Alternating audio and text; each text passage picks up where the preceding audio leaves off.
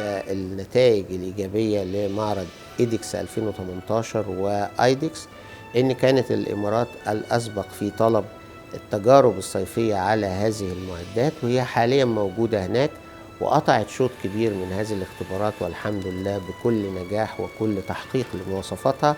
يمكن في استكمال بسيط لبعض الاختبارات دي ثم تعود المدرعتين إلى مصنع 200 لاستكمال التشاور مع باقي الدول إن شاء الله. الجديد في تجربة العربة المدرعة الاستيمية هي أول منتج لمعد الدفاع بالتعاون مع الإنتاج الحربي وإحدى الشركات المصرية القطاع الخاص. ده التمازج بين الخبرات والإمكانيات عشان نسري قواتنا وقواتنا المسلحة بالمزيد من المعدات إن شاء الله لتزيد من صلابة وقدرات هذا الجيش العظيم.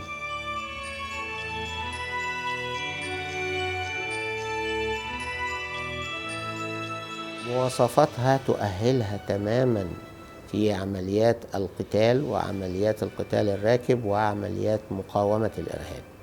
ويمكن احنا قدمنا النموذجين دول مع بعض أو في وقت واحد، لأن نموذج العربة الاستيمية إذا كان له حجم يتناسب طبعا مع الطقم والمعدات اللي بتسلح بيها، اتعمل الطراز ST 500 هو أقل حجما ولكن بنفس التميز في الإمكانيات ومستوى الحماية والتسليح اللي هي بتكون أسرع وأقوى في العمليات الخاصة وعمليات مقاومة الإرهاب. أن معدلات الإنتاج ترتبط باحتياجات القوات المسلحة وليس شيء آخر.